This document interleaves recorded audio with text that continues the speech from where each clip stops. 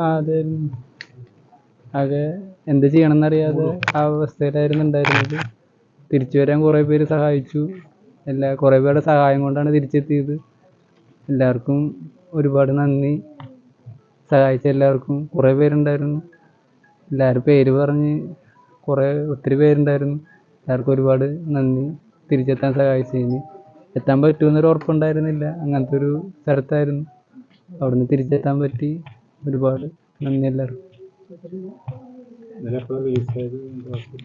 ഹോസ്പിറ്റലിൽ നിന്ന് ഇന്നലെ വൈകിട്ടായിരുന്നു റിലീസായിട്ടുണ്ടായിരുന്നു. എന്നിട്ട് ഇന്നലെ ഉച്ചയ്ക്ക് റിലീസായി. എന്നിട്ട് എയർപോർട്ടിലേക്ക് വന്നിട്ട് അവിടെ നിന്ന് വരികയായിരുന്നു ചെയ്തിട്ടുണ്ടായിരുന്നു. ക്യാമ്പിലേക്ക് പോകാനായിരുന്നു പറഞ്ഞിട്ടുണ്ടായിരുന്നത്. അപ്പോൾ എംബസിയും മലയാളി അസോസിയേഷനും സഹായിച്ചു. അതുവഴി നേരെ എയർപോർട്ടിലേക്ക് വന്നിട്ട് അങ്ങനെ വരികയായിരുന്നു ചെയ്തിട്ടുണ്ടായിരുന്നു. പെട്ടെന്ന് തീരുമാനമായിരുന്നു ചെയ്തിട്ടുണ്ടായിരുന്നു. പിന്നെ അവര് കൊണ്ടുപോകുന്നായിരുന്നു പറഞ്ഞിട്ടുണ്ടായിരുന്നത് തിരിച്ച് അവിടേക്ക് തന്നെ. അപ്പൊ പിന്നെ മലയാളി സമാജത്തിന്റെ ആൾക്കാരായിരുന്നു യാത്രാ സൗകര്യമൊക്കെ അവര് ഏർപ്പെടുത്തി തരുകയായിരുന്നു ചെയ്തിട്ടുണ്ടായിരുന്നു. ടിക്കറ്റും അവർ തന്നെയായിരുന്നു അറേഞ്ച് ചെയ്ത് തന്നിട്ടുണ്ടായിരുന്നു.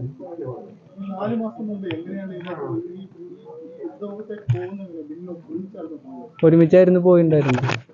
രണ്ടുപേരും ഒരുമിച്ചായിരുന്നു. അത് കഴിഞ്ഞപ്പോൾ 2 ടീമായിട്ട് പുള്ളീനെ മാറ്റുമായിരുന്നു ചെയ്തിട്ടുണ്ടായിരുന്നു എൻ്റെ അടുത്ത് നിന്ന്.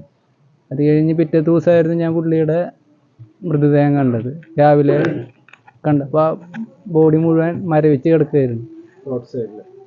റോഡ് സൈഡിലല്ല, ഒരു കാട് പോലത്തെ ഏരിയ ആയിരുന്നു. അവിടെ കമന്ന് കിടക്കുകയായിരുന്നു.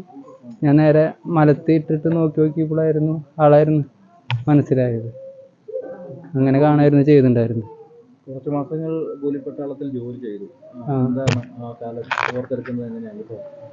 അത് അത്രയും നാൾ ഞങ്ങൾക്ക് കുഴപ്പമുണ്ടായിരുന്നില്ല. അത്രയും നാൾ എംബസിയായിട്ട് കോണ്ടാക്ട് ചെയ്യുന്നുണ്ടെങ്കിലും അവർ ശ്രമിക്കുന്നുണ്ടെന്ന് പറയായിരുന്നു. അപ്പോഴും നമുക്ക് ജോലിയായിട്ടുണ്ടായിരുന്നത് വേറെ ഈ ഫുഡ് കൊടുക്കണ പരിപാടിയായിരുന്നു ഉണ്ടായിരുന്നത്. ഒരു സ്ഥലത്ത് നിന്ന് എടുത്തിട്ട് വേറെ ഒരു സ്ഥലത്തേക്ക് കൊണ്ടുചേരണ പരിപാടിയായിരുന്നു. അപ്പോഴൊന്നും വലിയ കുഴപ്പമുണ്ടായിരുന്നില്ല. ഡ്രോണും കാര്യങ്ങളും ഉണ്ടെങ്കിലും ഇത്രയ്ക്ക് ഭയാനകമായിട്ടുണ്ടായിരുന്നില്ല. അവസാന സ്ഥലത്തേക്ക് എത്തിയപ്പോഴേക്കും ഒന്നും ചെയ്യാൻ പറ്റാത്ത ഒരു അവസ്ഥയിലേക്ക് വരികയായിരുന്നു ചെയ്തിട്ടുണ്ടായിരുന്നു. അവിടെ വെച്ചിട്ടായിരുന്നു എനിക്ക് അപകടം പറ്റിയത്. ബിനിലേട്ടനും അവിടെ വെച്ചിട്ട് തന്നെയായിരുന്നു.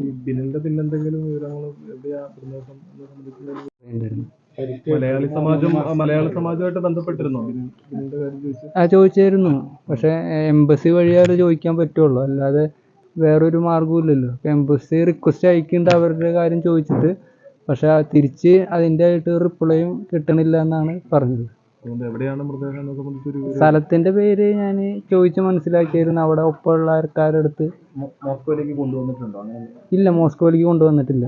യുദ്ധം നടന്ന സ്ഥലത്താണുള്ളത്. അവിടുന്ന് എടുത്തതായിട്ട് യാതൊരുവിധ അറിയിപ്പും വന്നിട്ടില്ല. റഷ്യൻ പൗരത്വം അവരെടുപ്പിച്ചിരുന്നല്ലോ. അത് ആയിട്ടുണ്ടായിരുന്നില്ല. നമ്മൾ ഇന്റർനാഷണൽ പാസ്പോർട്ടൊന്നും ഇങ്ങനെ കാര്യങ്ങളൊന്നും ആയിട്ടുണ്ടായിരുന്നില്ല. ജസ്റ്റ് ഒരു ഐ ഡി കാർഡ് പോലെ ഉണ്ടായിരുന്നുള്ളൂ.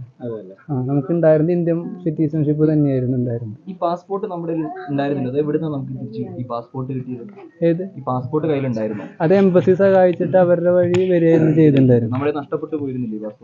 എംബസി സഹായിച്ചു. അങ്ങനെ അവര് വഴി വരികയായിരുന്നു ചെയ്തിട്ടുണ്ടായിരുന്നു. എപ്പോഴും ഈ പാസ്പോർട്ട് കിട്ടിയത് വരുന്ന സമയത്തായിരുന്നു. അവര് തന്നാണ് പാസ്പോർട്ട്. അവര് ഹെൽപ്പ് ചെയ്തിട്ട് അങ്ങനെയായിരുന്നു വന്നത്.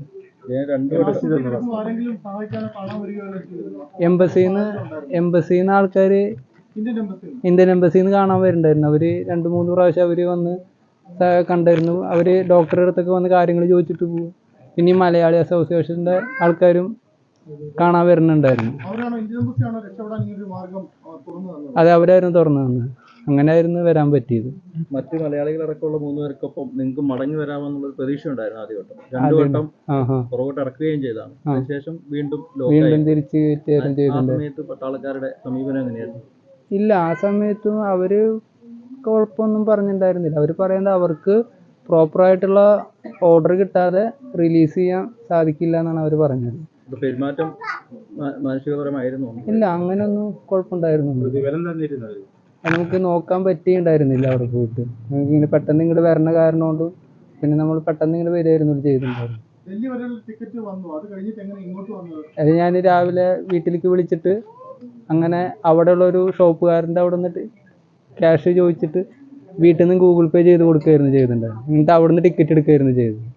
അങ്ങനെ ഡൊമസ്റ്റിക് ഫ്ലൈറ്റിൽ നെടുമ്പാശ്ശേരി വന്ന് ഇറങ്ങുകയായിരുന്നു ചെയ്തത്. ജയിൻ ഒറ്റയ്ക്കാണ് വന്നത്. 18ഓളം ഇന്ത്യക്കാർ ഇപ്പോഴും ഈ റഷ്യൻ ആർമിയുടെ ഭാഗമായ റഷ്യയിൽ തന്നെയുണ്ട്. അവരുടെ കാര്യങ്ങൾ വല്ലതും അറിയാം? അവരുടെ ഒന്നും ഇൻഫർമേഷൻ ഒന്നും കിട്ടിയിട്ടില്ലെന്നാണ് ഇതുവരെ പറഞ്ഞത്. അത് സർജറി ഇന്റേണൽ ബ്ലീഡിങ് ആയിരുന്നു നമുക്ക് പറ്റിയിട്ടുണ്ടായിരുന്നത്. അതിൻ്റെ സർജറി 2 കഴിഞ്ഞു. ഇപ്പോൾ ഭേദമായിട്ട് വരുന്നു. ബുള്ളറ്റ് ഇഞ്ചുറി ആണോ അതോ? അല്ല, ഡ്രോണ് പൊട്ടിയിട്ട് വയറ്റിൽ വന്ന് അടിക്കുകയായിരുന്നു ചെയ്തിട്ടുണ്ടായിരുന്നു. അപ്പോൾ ഉള്ളിൽ ഇന്റേണൽ ജാക്കറ്റ് ഇട്ടിട്ടുണ്ടായിരുന്നു. അത് കാരണം കൊണ്ട് മുറിവൊന്നും ഉണ്ടായില്ല.